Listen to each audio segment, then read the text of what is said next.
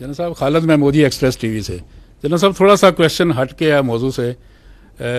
Core commander Mangla थे एमन बलाल साहब, जनरल एमन बलाल साहब, उनकी बरतरफी हुई, उनको इस्तीफ़ा दिया गया, मजबूर किया गया, और एक सोशल मीडिया पर ट्रेंड चला था कि उनका ये तल्लक एक सियासी जमात के साथ था जिसकी बुनियाद पर उनको उस ओहदे से हटाया गया।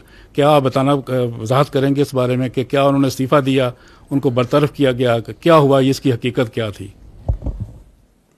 देखिए,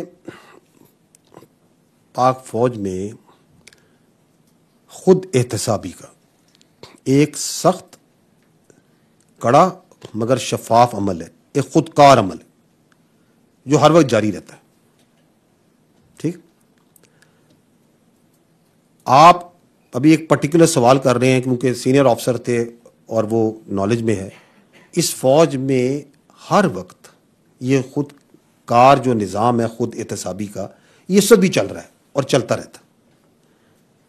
कोई भी कवायद व ज़वाबित की खिलाफ वर्जी हो, किसी किस्म की कोई करप्शन हो, किसी किस्म का बैड मिलिट्री ऑर्डर और डिसिप्लिन हो, तो ये एहतसाब का निज़ाम एक्शन में आता है और इसके अंदर किसी किस्म की तफरीक नहीं की जाती।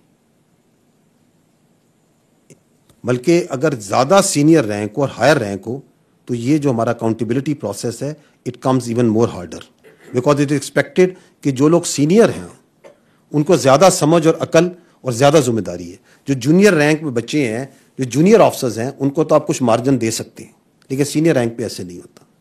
तो मैं आपको यही बताना चाह रहा हूँ कि we have a very robust internal accountability system which is working all the time in different domains, वो काम कर रहा होता है।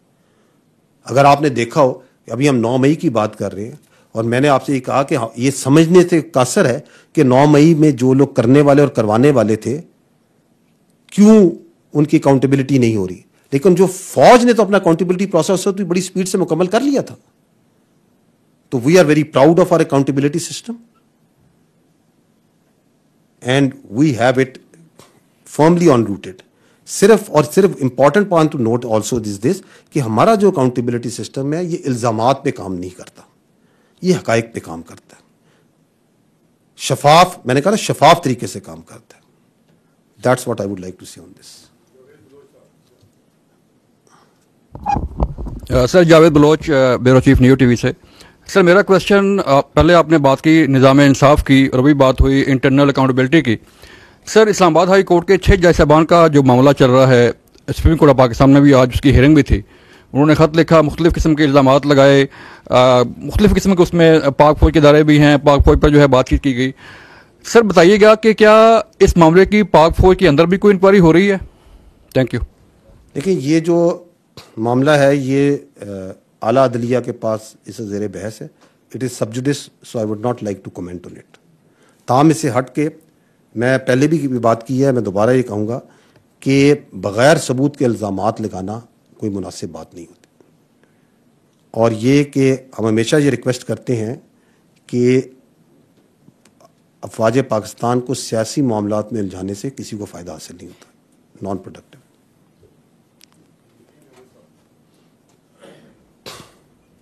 थैंक यू जनरल साहब।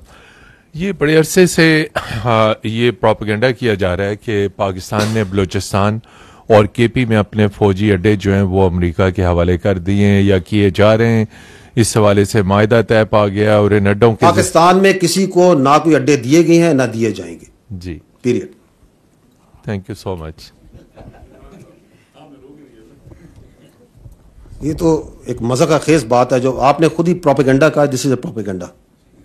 Sir, Mohammad Imran, head of defence desk, Suno news. Sir, अभी आपने अकाउंटेबिलिटी की बात की, इंटरनल अकाउंटेबिलिटी की एक प्रोसेस है जो चलता रहता है। एक इंक्वायरी और इनिशिएट की गई थी, वो साबिक DGISI जनरल फैज़ के ख़िलाफ़, और एक जो हाउसिंग सोसाइटी थी उनके उस सारे मामले के ऊपर। तो सर, ज़रा उसका जो अब तक का स्टेटस है उस इंक्वायरी का, वो ज़रा काइंडली शेयर कर दें।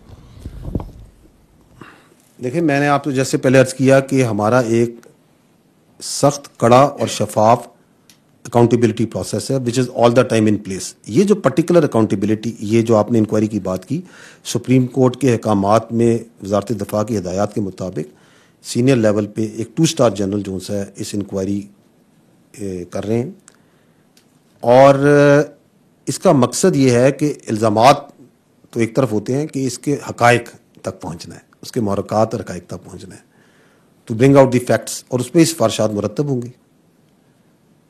And that's how we operate in all inquiries based on facts not allegations.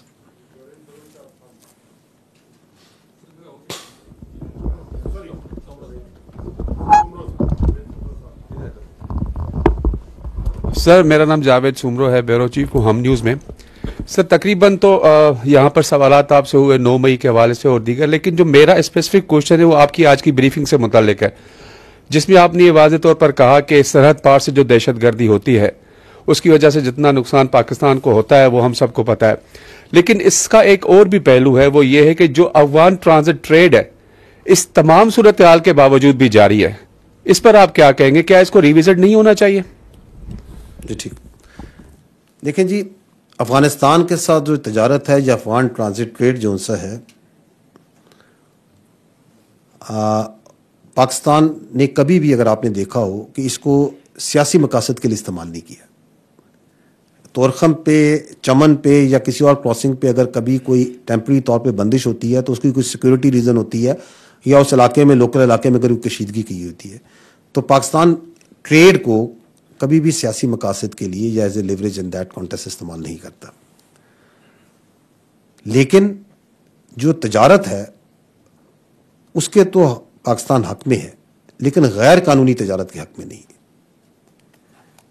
اگر اس تجارت کی آڑ میں سمگلنگ ہو،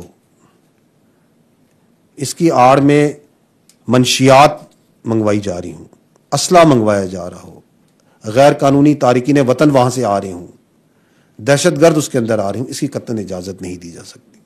کیونکہ ہمیں یہ سمجھنے کی ضرورت ہے کہ یہ جو انلیگل اسپیکٹرم ہے، جو غیر قانونی سرگرمیاں ہیں، ان کے سائے تلے ہی کرمنالٹی پلتی ہے، اسی کے نیچے دہشت گردی بھی پلتی ہے. تو ان کا ایک بڑا کلوز نیکسس ہے. تو بالکل ٹریڈ کو آپ سیاسی طور پہ، سیاسی لیوریج پہ نہیں استعمال کرتا پاکستان، اور نہ کرے گا. لیکن غیر قانونی اسمگلنگ، انلیگل اسپیکٹرم کے لیے کسی قسم کی اجازت نہیں ہے.